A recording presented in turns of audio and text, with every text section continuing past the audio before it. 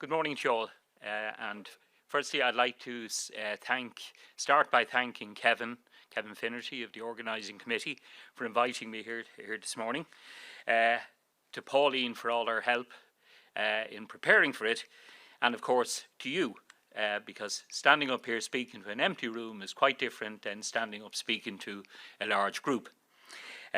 My name is, as Paul said, my name is Tony McCarthy, and after a lifetime in business, I decided to adopt a very Percy French approach to life, and that I started to indulge myself in pursuing various passions I had, one of which was the study of history. After taking an MA in history in 2009, I was, to quote the great balladeer Christy Moore, bitten by the ballad bug, and ever since the wound has never healed. So I decided to go the full hog and take a PhD, which I did, and graduated from Maynooth University in 2017. The pursuit of this dream has brought me to wonderful places. It has allowed me some great experiences, and most importantly of all, has allowed me to develop some wonderful friendships, and by way has brought me here this morning to speak to you. My talk today will hopefully provide you with some insight into the part played by sport and indeed other forms of play in the lives of people in the Great House and the communities in which they lived. I say some because in a talk of around 40 to 45 minutes, it's only possible to briefly touch on many aspects of the country house at play. Until relatively recently, sport and play was very much an ignored aspect of history, but thanks to historians like our earlier speaker, Dr. Brian Griffin, Professor Paul Rouse, Tom Hunt, Professor Geroda Tuig, and Professor Terence Dooley at the Centre for Historic Irish Houses and Estates, to name but a few, we've seen an explosion in scholarship on the topic. And so it should be, for sport throughout the ages has been a vital and integral part in the lives of people throughout the world. The title of my talk today, Percy French, A Portrait of the Country House at Play, encapsulates in a way what the country house was all about, for the very essence of the country house was play in as many guises. As Shane Leslie, the master of Glasslough and the castle that bears his family name, Castle Leslie in County Monaghan, said, the country house was entirely organised to give nobility, gentry and demi-gentry a good time. Making a similar point, Elizabeth Bowen, the novelist and commentator on life in the landed estates, said, big houses were planned for spacious living, for hospitality above all. The idea that begot them was a purely social one. The country house at play, particularly in the 19th century, up to the tragedy that was the Great War, was structured around the hunting season that ran from November through to April, the ball season that ran from shortly after Christmas up to St. Patrick's Day, the Dublin Horse Show Week, and the great summer sailing regattas in Cork, Dublin and Athlone, and along with a whole series of parties throughout the whole year. Now, I'll go on this one. Okay, we get that.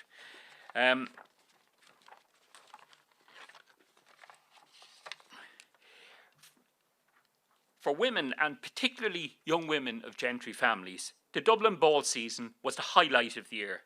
Simulating its London equivalent, it was in effect a shop window for young women to announce their availability for marriage. The season officially opened with the Lord Lieutenant's levee ball held in Dublin Castle in early January each year. The Lord Lieutenant was, of course, the monarch's representative in Ireland. And the following day, the all-important ladies' drawing room event took place. At this function, held in the ornate throne room in Dublin Castle, the young debutante ladies, aged between 16 and 18, were presented by a sponsor to the Lord Lieutenant. The order of ceremonies was a highly regimented affair, with the debutantes presented in strict hierarchical order, reflecting family status and lineage. Apart from the opening and closing balls that were staged in Dublin Castle between New Year and St Patrick's Night, the Dublin ball season was a series of almost nightly balls in the great townhouses that surrounded Merrion and Fitzwilliam Square and other parts of the city, and of course the Viceregal Lodge in the Phoenix Park. The author George Moore noted in 1886, when talking about the Dublin ball season, said, "In Dublin, during 6 weeks of the year, the arrival of those large official envelopes is watched with an eagerness that words cannot describe. An invitation to the castle means much. The delight of asking your friends if you may expect to meet them on such a night, or telling them afterwards of your successes, are the joys of Dublin." Lady Fingal, and some of you may have heard of Lady Fingal, she wrote a very famous memoir called 70 Years Young. She describes, however, the anxieties that surrounded the receipt and otherwise of invitations to the many balls that were held during the season. And she described it as, "The mounted orderlies went riding through the streets of Dublin, delivering invitations for the castle balls and parties. Such eagerly awaited invitations. The messengers carrying them stopped before dignified houses in Fitzwilliam Square and Merrion Square, where the quiet, curtained windows showed no sign of the fluttering hearts inside. In those days of little traffic, one could hear a horse at the other end of the square. This was the day on which the invitations went out. Here he came. Would he pass by? Agony and ecstasy as a horse was pulled up and his rider dismounted. Through a lace curtain, a pair of quick, bright eyes could see the white envelope in the orderly's hand. A fitting message for such a messenger. No letter by post could ever be like that. But sometimes, alas, the orderly rode by, and what tragedy that was, and what woe and tears there were hidden then behind the quiet curtain that never stirred. For landed gentlemen, moving away from the ladies for a moment, for landed gentlemen, there was, of course, their Dublin and London clubs. Again, Shane Leslie highlighted the importance of a club in a man's life when he said, "A gentleman's standing in the world was signalled by his list of clubs, and it is worth paying hundreds of pounds of subs per year." George Moore, the novelist and himself a descendant from the landlord family in County Mayo, saw such clubs in a different light, particularly the Kildare Street Club. I don't know whether there's any members of the Kildare Street Club, but he didn't think much of it. He said, the Kildare Street Club, of course, which was the nerve centre of the landlord class in 19th century Ireland, which he described in the following terms. The Kildare Street Club is one of the most important institutions in Dublin. It represents the most complete acceptation of the word the rent party in Ireland. Better still, it represents all that is respectable. That is to say, those who are gifted with an oyster-like capacity for understanding this one thing, that they should continue to get fat in the bed in which they were born. This club is a sort of oyster bed into which all the eldest sons of the landed gentry fall in as a matter of course. There they remain, spending their days drinking sherry and cursing Gladstone in a sort of dialect, a dead language which the larva-like stupidity of the club has preserved. The green banners of the League are passing, the cries of a new Ireland awaken the dormant air. The oysters rush to their window, they stand there open-mouthed, real pantomime oysters, and from the corner of Frederick Street, a group of young girls watch them in silent admiration. While club life and the ball seasons were important parts of life for the landed gentry, the real passion and adrenaline rush came with the more vigorous pursuits, particularly all things equestrian. Even a cursory knowledge of the works of our hero, Percy French, shows the great love of sport and play and the central part it played in the life of the landed classes in Ireland in the late 19th and early 20th century. Songs and poems like Rafferty's Race in Mare, Sweet Marie, Carmody's Mare, the tennis tournament, How Hiawatha Won the Cup, and even his poem Celestial Painting illustrate this. Indeed, Percy French's songs are interesting from another perspective, in that they capture a time when participation in sport was moving from the sole preserve of the landed elites and expanding to include their former tenants. For instance, the song Sweet Marie contains the line, "You'll never win the Galway Cup," or the Farmers' Cup for me, an indication that it was no longer all about just the gentry.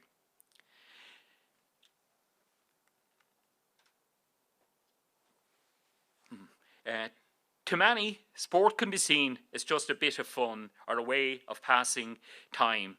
But of course, it is much more, and I think I've got the wrong slide there. Now let me just get it. This the one.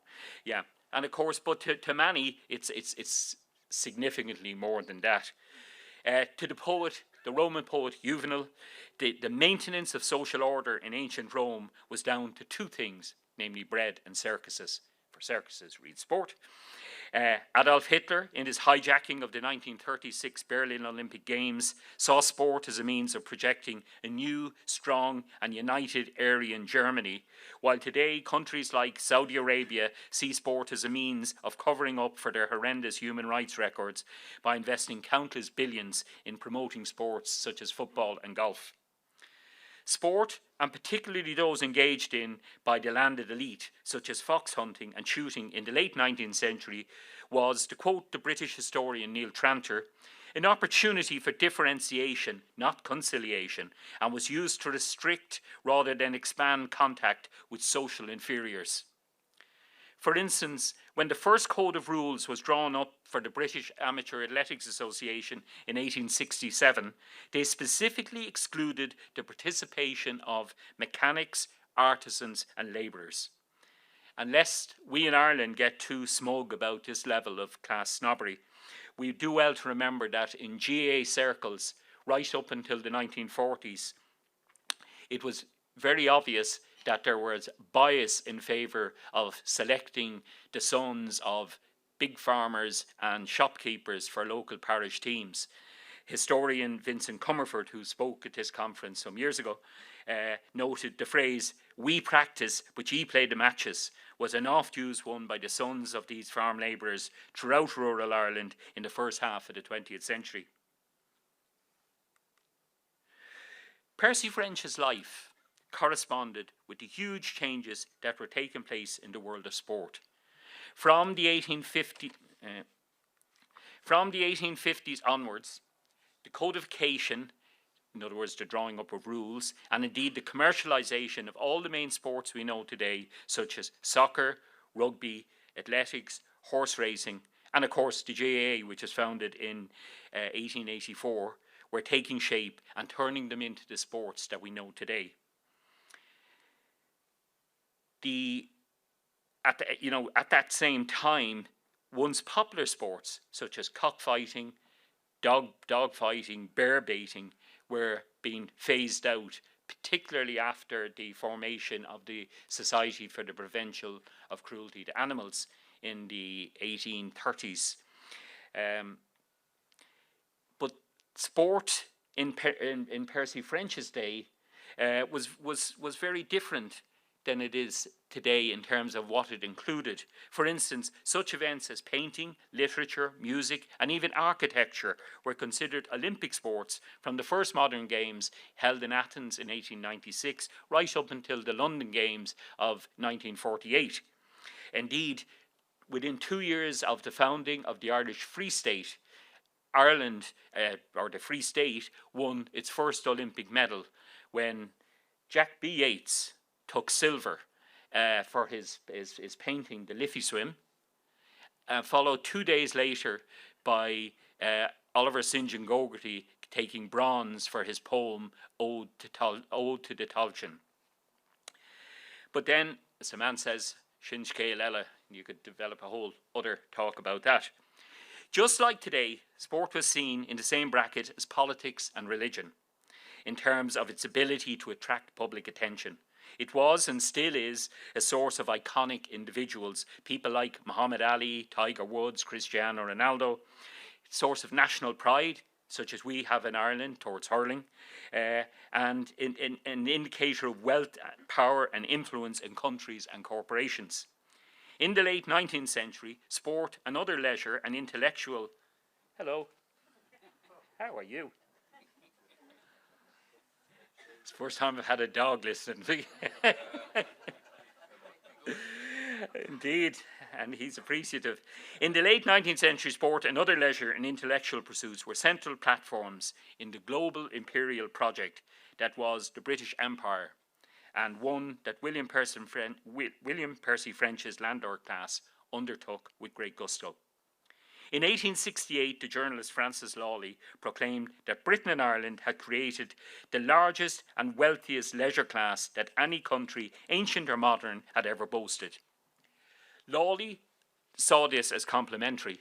Michael Davitt, the founder of the Irish Land League, saw them in a somewhat different light when he said when he described them as the same lavishly expensive devil-may-care class who contracted what new vices in London society were not theirs already by habit or natural disposition, before insightfully adding that they at once began to compete with the manners and customs of an English landocracy, far richer than themselves. In this spendthrift rivalry, the owners of greater wealth commenced the ruinous phase of Irish landlordism known as absenteeism. But while they had it, many of them sure as hell flaunted it. The great manifestation of wealth was, of course, horse-related sports, and in particular fox hunting. The sport, which gave its name to the very class, the equestrian class, encompassed all that was dear to the landed classes. Its preoccupation with breeding, lineage, strength, superiority and character encapsulated all that they held to be important in the aristocracy. The horse was the epitome of God's creation and was for many centuries the focal point for the gentry and subsequently for those who sought to emulate them. It's hard for us, in this era of rapid domestic and international travel, social media and massive commercialisation of sport, to understand the significance of the horse to our 19th and early 20th century landed brethren. Whether for reasons of transportation, work or sport, the horse was ubiquitous in rural Irish life. Particularly for sporting purposes, good horses signified wealth, power and influence, and in turn much sought after social status. While there are over 40 fox and harrier hunts still in existence in Ireland today, the frequency and availability is relatively few compared to those that existed in Percy French's time. In the 19th century, the season ran from November through to April, and at its peak in December and January, hunts were held throughout rural Ireland, generally for 5 days a week. So when the hunt began, it started, say, on a Monday and went through to Friday. For instance, in one relatively small hunt, the South Union Hunt in Cork, it met for 53 days in the season 1875 to 1976. And as one lady from Meath put it, I was obliged to hunt, however little heart I had for it, because if you didn't hunt in Meath, you might as well be dead. The whole life of the country centred around that occupation. During the hunting season, nobody spoke of anything else. Nothing reflected a greater sense of masculinity and desirability than a man's horsemanship, and with some exceptions, because it was predominantly a male sport. Sporting prowess, with its emphasis on skill, courage and competitiveness, were the hallmarks of manliness and indeed Britishness. The turn-of-the-century socialite Lady Fingal once proclaimed that you can see out hunting whether a man is selfish or considerate, whether he is a braggart or has courage, and as there are many moments when people can be alone together easily and naturally with the country around them, and there is, I repeat, as I have often repeated it, no better test of a man you consider as a husband than to spend a day hunting with him. As her comment infers, hunting and indeed sport in general was a major point of social interaction, where one could meet one's social equals in an environment where hierarchies were honoured and recognised. At a time when cavalry regiments made up the elite of most armies, including, of course, the British Army, The holding of a hunt cemented the relationship between the landed gentry and the military, as officers from the local barracks regularly took part in hunts and the social activities that surround them. Percy French himself was no stranger to hunting, and was a capable, if rather unusual, rider. His father did not keep hunters, but like every other landlord, he did keep a few carriage horses. True to form, Willie regularly participated in the Clooney Quinn hunt, which usually met at Rathcrohan Crossroads, and much to the despair of the master of hounds, Willie would regularly rock up on his old Clydesdale called Zephyr. While said to have the biggest feet and the broadest back you'd ever see, Zephyr could certainly jump. Willie's sister Emily described a scene where, following the master's great gelding's refusal to jump a stone wall, the thunder of hoofs could be heard, and Willie shouting, "Fog and Ballach," before he and Zephyr cleared the wall, with the rest of the hunt almost incapacitated by laughter and surprise at the ungainly animal's great feat. But back to the serious question of sport. Just like exclusive golf memberships today, or owning the largest yacht in the Royal St. George Yacht Club, owning one's own pack of hounds and a string of horses to go with them was a sign of great social and status. At the peak of this social order was the Master of Hounds. While conveying great social status, it also came with a very heavy financial burden. The aforementioned Lady Fingal attributed blame for her husband's relative poverty to his holding of the position of Master Hounds of the Meat Hunt on 2 separate occasions. The status afforded to sports involving horses drew in some of the new money types, such as bankers, merchants and industrialists, who sought to emulate their once social betters. Though more common in industrialised Britain, it nonetheless manifested itself in Ireland, such as in the case of the American industrialist Harry Worcester, who became Master of Hounds at the Westmeath Hunt, and who brought with him from Massachusetts, USA, a stable of horses and a pack of hounds. But of course, hunting was not the only equestrian sport. Horse racing, whose origins lie far back in antiquity, gained significant prominence in the 19th century with the advent of codified rules which emanated from the Jockey Club in Newmarket and the Turf Club in the Curragh in the mid-18th century. The advent of race meetings run under rules set by the Turf Club saw a move from races run on beaches and commonage to meets on the newly emerging race courses situated throughout the length and breadth of the country. Courses such as the Curragh, Phoenix Park, Ballybrit, Mallow, Downpatrick and Punchestown all came to prominence in the late 19th century. While still dominated by the landed gentry, the new code facilitated the entry of the nouveau riche and, heaven forbid, professional jockeys. Like hunting, however, horse racing provided yet another outlet for the landed classes and their newly emerging rivals, the bourgeoisie, to meet and socialise. Just as it is today, sports and politics interacted with each other in the late 19th century and the early 20th century in Ireland. To use a current phrase, fox hunting was where the rubber met the road, in the sense that the entitlement, privilege and acceptance of a rigid class structure was destined to clash with the changing social and political orders that emerged in Ireland in the last quarter of the 19th century.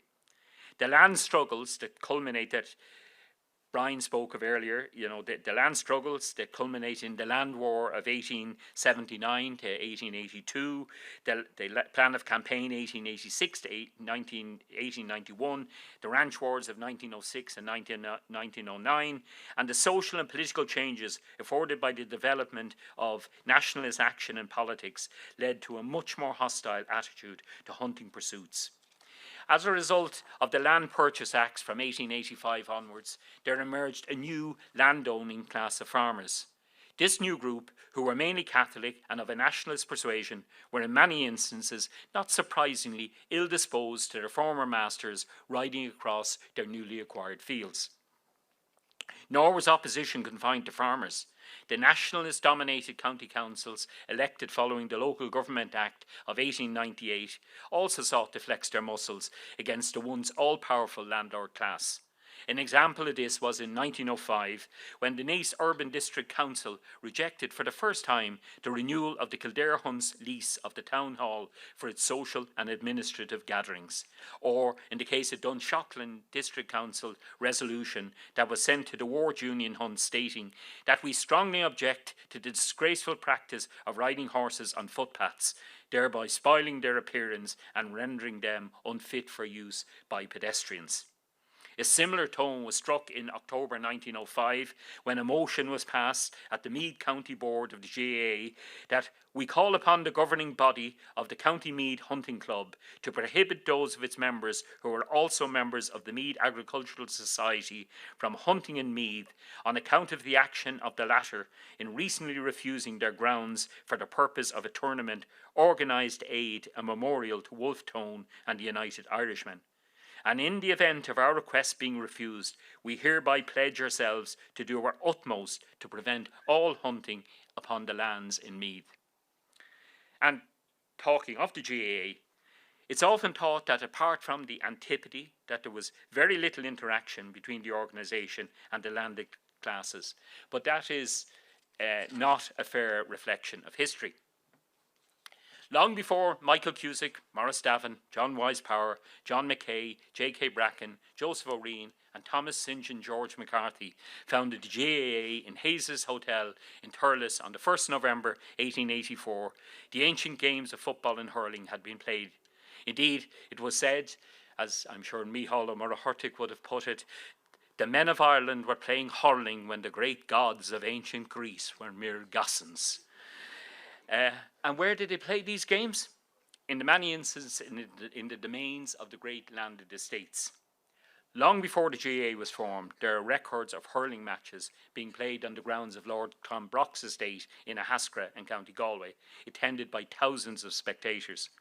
Hurling was also played on the so-called ill-gotten acres on the estate of Valentine Bennett in Thomastown, County Offaly, where the hurling park was such a regular feature, it was shown on the first Ordnance Survey map of the area, drawn up in 1838, and is today the home of Drumcullen GAA Club. The prominent landlord, Talbot Crosby, who has his estate in Ardfert, County Kerry, was a prominent supporter of the GAA, and despite the fact that his local team were known as the Home Rulers. The biggest problem facing the GAA after its foundation was the availability of playing fields. The flat, well-manicured domain gardens of many of the great houses met the bill perfectly.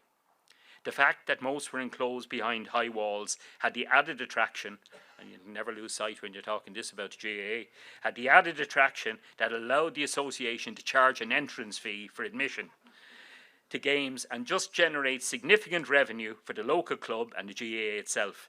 For instance, over 7,000 people gathered in the Hill Park estate in Clarenbridge, County Galway in 1885 to watch a hurling match between Clarenbridge and Laban. In 1889, the Laois County final was played on the Weber estate, attracting almost 10,000 people. Similar matches were played on the Mahon estate in nearby Strokestown here, in Bantry House, Kildangan Castle, the Montfort estate in Cloyne, Kinnity Castle in Offaly and the Kenmare estate in Kerry.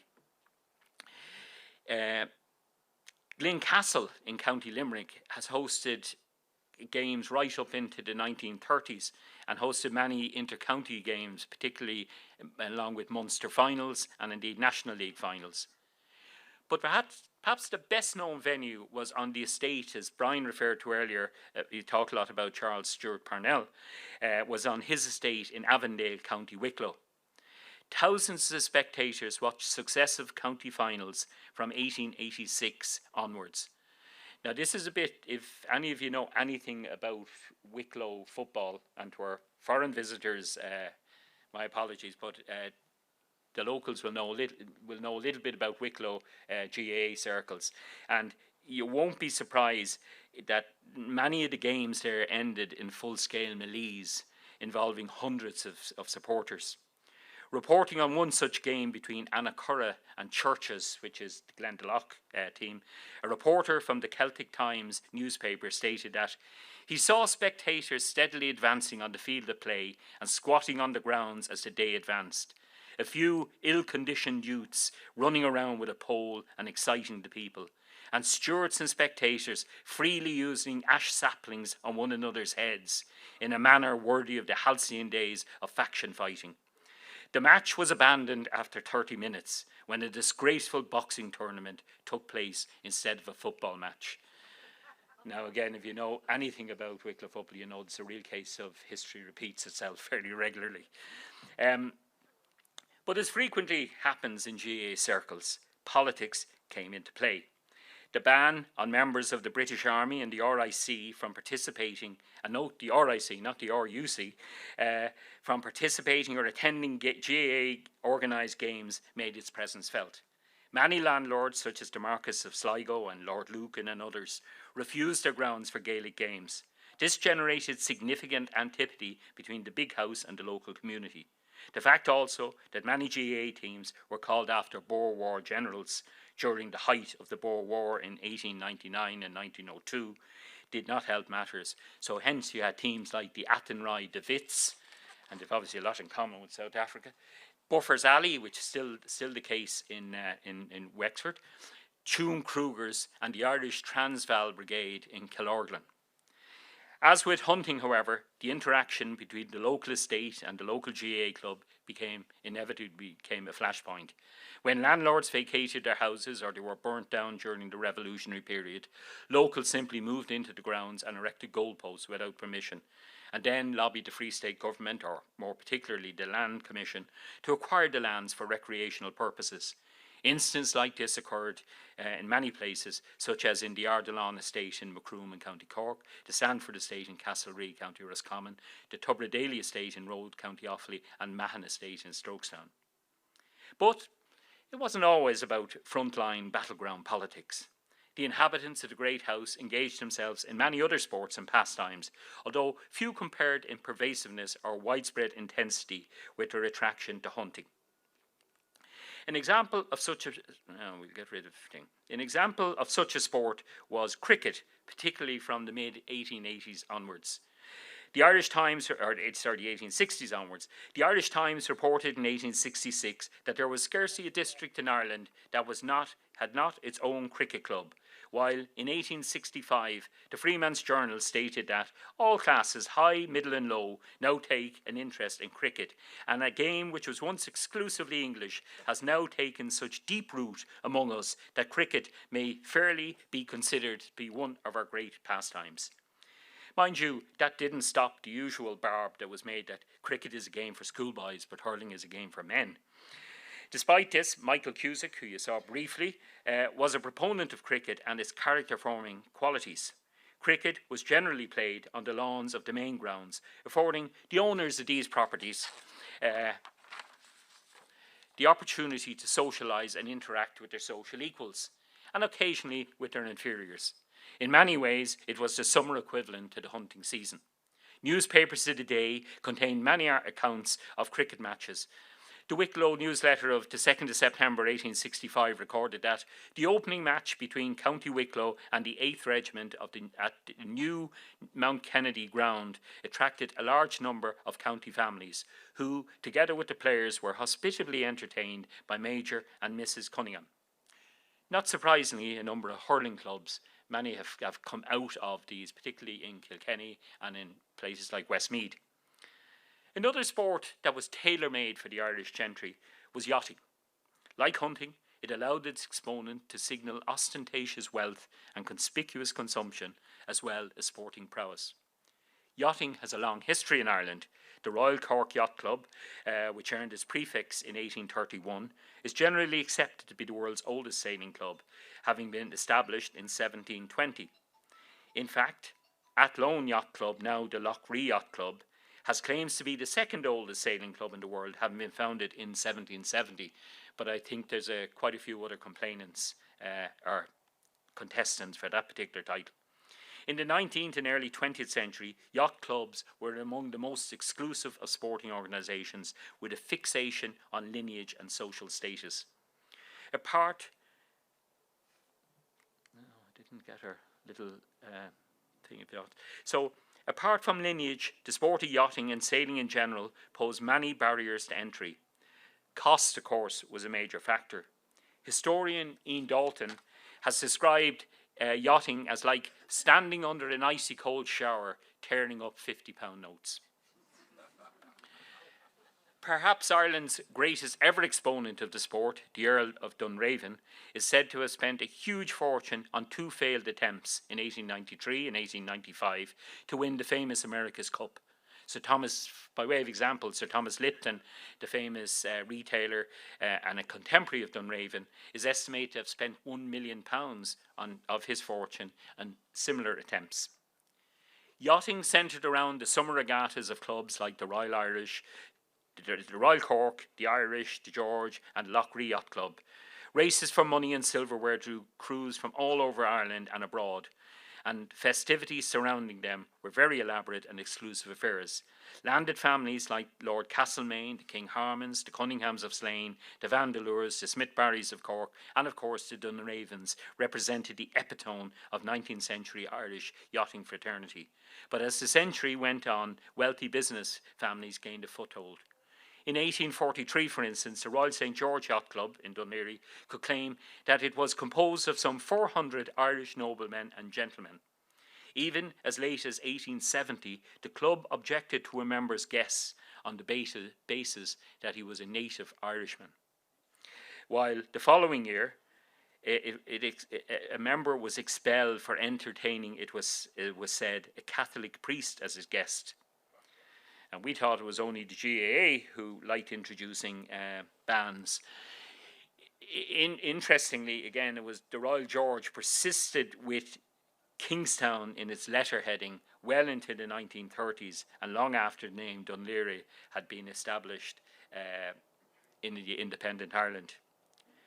The other great sport that was embraced by the Irish landed classes was golf, particularly from the 1880s onwards. In the mid-1880s, there were 10 golf courses in Ireland. By 1896, this had grown to 97, and by the outbreak of war in 1914, there were 163 clubs affiliated to the Golfing Union. The great exponent of the game was, of course, Arthur Balfour. Again, Brian referred to him earlier. Arthur Balfour was the chief... He really wants coming up. Okay, got him there. Mr. Balfour was often referred to as Mr. Golfer. In an article in the Irish Times in 1897, claimed that while golf had been played for centuries in Scotland, it became epidemic in England through the efforts of Mr. Arthur Balfour. Like most other elite sports, the aristocracy and gentry did their best to fight the democratisation of the sport, although from the outset the middle classes made their presence felt. Golf was described as a character-building, respectable pastime in which players practiced sportsmanship and fair play. Golf placed responsibility for policing on the players themselves and maintained notions of honour and chivalry. You're obviously not playing a lot of golf. Breaches of behavioural norms such as driving into those in front of you or counting an opponent's stroke in a bunker, I have to say something I always do, or leaving divots, led not to the forfeit of a hole, but to the loss of social status and possible ostracism within the club. From the beginning, golf was about socialisation. Clubhouses were built, and these became the inner sanctum, entry to which was determined by social standing. For instance, professional golfers were excluded from most golf clubhouses well into the 1940s. It's interesting that even in Ulster, religion was not a discriminating factor, but social class most definitely was. Golf was the quintessential sport where there was a mutual dependency between the aristocracy and the middle classes. The mutuality was based upon the fact that the aristocrats had the land, whereas the middle classes had the numbers and the money to pay subscriptions. In this symbiotic arrangement, it was not surprising to see that the earliest golf courses were developed on the main lands. Courses like Mazarine in Antrim, Dartry in Monaghan, Mullingar Golf Club on the grounds of Lord Greville's estate, Monkstown in Cork, Castlebellingham in Louth, Royal County Down, which is where the mountains of Mourne sweep down to the sea, on the land of Lord Annesley, which was interesting to hear Brian say earlier that Etty Armitage Moore was the daughter of Lord Annesley. Royal Portrush was on the grounds at the estate of Lord Antrim, and Killarney and Kenmare on the Kenmare and Lansdowne estates. Now, virtually all the sports we've mentioned, I've mentioned in this talk, have been male-dominated activities. Paul Rouse, in his wonderful Ireland and Sport, A History, argued that in the propaganda of the Victorian sporting revolution, boys were made men in the crucible of sport. The playing field was posited as the perfect academy for learning the virtues of courage, vigour, strength and stamina, considered vital to a successful life. Royal Portrush got very small, by the way. In this context, the women's role in sport, particularly the more traditional ones, was seen as decorative and confined to non-competitive and informal pursuits. A woman's place, if not exactly in the home, was expected to be concentrated on the home and on raising a family. Vigour and virility were all very fine in a man, but in a woman they were seen as vulgar. Despite such prevailing attitudes and Victorian conservatism, some women were active, particularly in the newly emerging sports as lawn tennis, bowls, cycling and golf, along with the more traditional ones such as croquet and archery, not to mention a range of pursuits ranging from taxidermy, painting, drawing, maintaining scrapbooks, flower arranging and astronomy. And even in the case of traditional male-dominated sports such as hunting, we moved there. And even in the case of more traditional male-dominated sports such as hunting and yachting, some were prominent and notable. For instance, the writer Edith Somerville was Master of the Hounds of the South Union Hunt in Cork, while also sailing out of the Royal Cork Yacht Club. Like so much else in history, however, the sporting activities of women, particularly in the 19th century, was largely been ignored, something that'll hopefully correct it in time. And indeed, here are some of the kind of more prominent people. Nettie Honeyball was one of the founders of ladies football in Britain. Maud Watson seems to have disappeared altogether. She was the first lady to win Wimbledon. Lena Rice, the bottom right lady there, is from Tipperary and is the only Irish female winner of Wimbledon. There were three men. Men won 3 tournaments. I think Joshua Pym was one, and there's a couple of others. And Lady Margaret Scott, who was one of the first, won the British Amateur Golf Championship on 3 occasions at the end of the 19th century. So these were very prominent women at the time, but have largely been written out of history. So you'll be glad to hear I'm coming to concluding remarks, where I try to sum up really what this talk has been about. Sport and leisure activities in the years when William Percy French trod this earth should be viewed in the context of the profound changes that were enveloping political, social, economic and cultural life. The changes wrought about by rapidly industrialising world, increasing urbanisation, growing democratisation, and in Ireland here, the whole independence struggle changed the world radically. The once presumptive claims of the aristocracy were being curtailed, and the elite to which Percy French, albeit maybe with a small e, belonged, were experiencing challenges to every aspect of their previous powers, whether they be political, economic or cultural. To many of the landed elites and members of their beleaguered class, sport in the closing decades of the 19th and early 20th century was one of the few arenas where they could socialise and feel a secure sense of belonging in an ever-changing and threatening world. It afforded them an opportunity to hark back to what they might have considered a simpler age when a different social order prevailed and all was well with the world. Whether Percy French cared a whit for these changes wrought by the great movements that were taking place, we do not know. But as a keen observer of life and being someone who cared little for the trappings and adornments of privilege and status, we can probably surmise that he didn't care too much or fret about it. The historian Alan Perkin stated that the history of societies is more widely reflected in the way they spend their leisure than by their work or politics. If we accept this assertion, then the sport and leisure activities of the Irish landed elites in the 66 years of Percy French's life reflected entitlement, privilege and acceptance of a rigid class structure. If this be so, then it was a reflection of a society whose position was rapidly becoming untenable, and in the face of great economic, political and social upheavals that were convulsing the new century. Although written in a different context, the words of Percy French's poem, Not Lost but Gone Before, make for a fitting epithet for the passing of what the US novelist Edith Wharton termed the Gilded Age of aristocracy and the charmed, privileged life that they once enjoyed. Once, only once, upon a time, we heard the bells of fairy chime, and through the golden nights and days they sang their elfin roundelays. The world and we were in our prime, once, only once, upon a time. Thank you.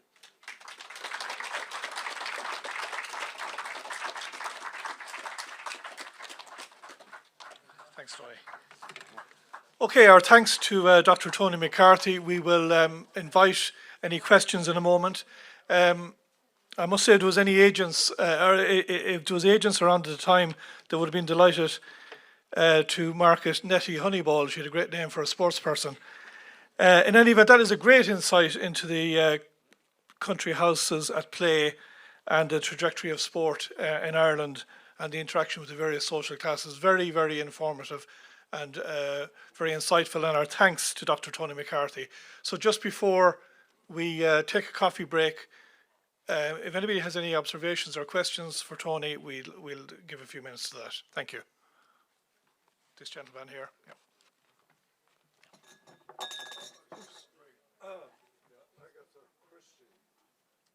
Incorporated a lot of information. Sorry, Agatha Christie incorporated a lot of novels in country houses, especially with her detective Hercule Poirot. Was that background of any value to your study? No, but it's a very interesting avenue that you could explore, because, of course, she, like so many authors, and that's where we get most of her insight today from that, albeit she was a little bit later. But no, it's a very interesting area that could be pursued, I think. Yeah, good. Thank you.